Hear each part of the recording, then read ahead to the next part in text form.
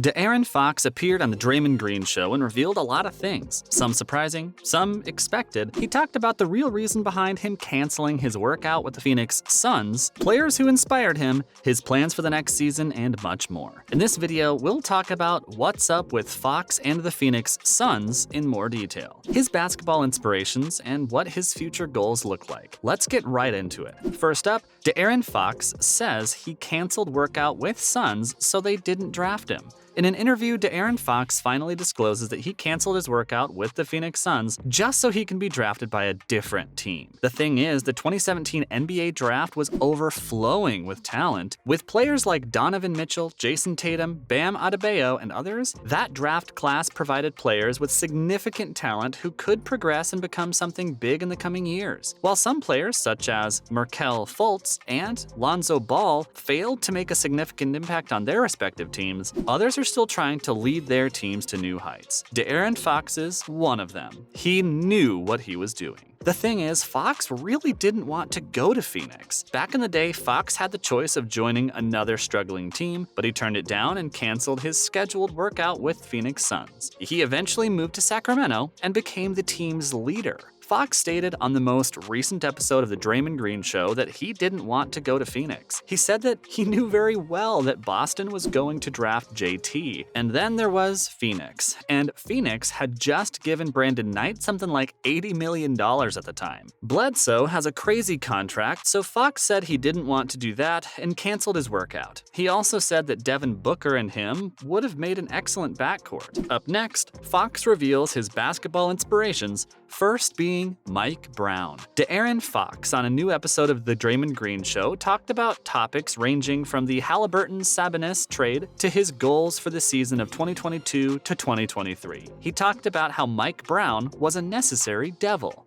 After all, Mike Brown was a strong hire for the Kings. Mike Brown has a winning record in 6 of his 8 seasons as an NBA head coach. Mike Brown has only had 2 losing seasons in his 8 seasons as an NBA head coach: the 2012-13 season with the Lakers, where he coached only 5 games, and the 2013-14 season with the Cavs and a young Kyrie Irving. Brown has also led his teams to the playoffs 6 times, amassing a 563-347 record in the process. His 61% career winning percentage ranks him in the top 10 among the coaches who have over 500 games under their belt. According to Fox, practicing with Mike Brown was hard because the practices were tedious and long, but he also acknowledged that it was something the team really needed. They were in a desperate need of structure. They needed someone who paid attention and was very attentive to every little detail, and if something was good, he'd stop and nitpick, and that was exactly what they needed. Following up, Fox was pretty inspired by Keegan Murray. Fox seems pretty inspired by Keegan Murray because he said, "It's crazy how good he is. He has that Tim Duncan demeanor." According to Fox, Murray is one of the most efficient guys that Fox has ever been around. We mean, it makes sense because he just doesn't miss. According to Fox, if you look over at him shooting in practice, he's not missing. If they pick up before training camp, Murray's not missing. He just doesn't seem to have any wasted motion. Everything he does is efficient. He really just makes the game look easy. Another thing that inspires Fox about him is that his demeanor is always calm, and he's gonna show the world what he can do.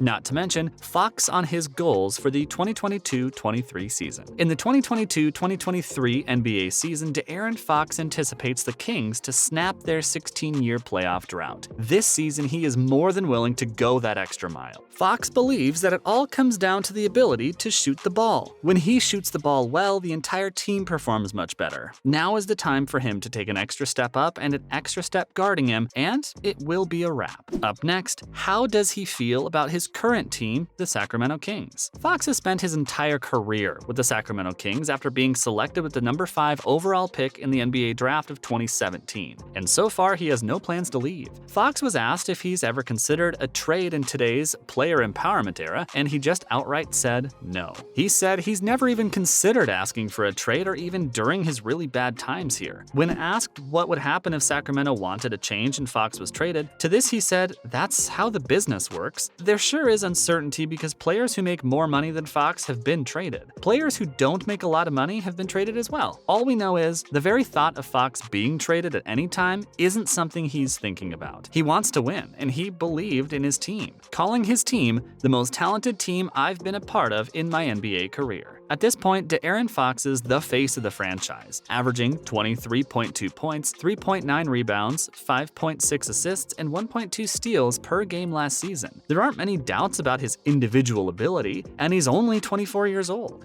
However, the Kings still have to make the playoffs and wrap up with a winning record through his tenure, which obviously leads to speculation about whether he'll end up joining a winner. But it seems like he ain't going anywhere soon. He claims Kings are the most talented team. On the same show, Fox also discussed how this season's Kings team is the best, one of the most talented teams he'd had in the league. It does make sense because after all, this year's Kings have more firepower than any of the teams Fox has been a part of in his 6 NBA career, especially with a starting lineup that includes Kevin Huerter, Harrison Barnes, Domantas Sabonis, and Fox himself. What's more, free agent signing Malik Monk, second-year guard Donovan Mitchell, rookie Keegan Murray, and a mashup of veteran and young players can provide a spark off the bench when necessary. We're sure that the sky's the limit for this talented team if Sacramento can learn from its mistakes. What else did he discuss on the show? Fox shed light on the Halliburton-Sabonis trade. So what happened is that the Sacramento Kings and Indiana Pacers made one of the most perplexing swaps of the trade deadline this year in February. In exchange for All-Star center Domantas Sabonis, Sacramento sent promising young guard Tyrese Halliburton to Indiana. While the move appeared to be a win-now move for the Kings, Sacramento has progressed 4-8 since Sabonis joined the team, whereas the Pacers have gone 3-8. What did the trade mean for Fox, you ask? Well, two things. First, they believed in him, and second, it's as if the Kings traded someone who could be a point guard here. So you better get your shit on and start winning, said Fox. But did it add extra pressure? Sure. But at the end of the day, a little extra pressure didn't hurt anybody. Another thing the player talked about was how he wanted to change things when he was drafted by the NBA in 2017. As soon as Fox heard those words, he realized the challenge that awaited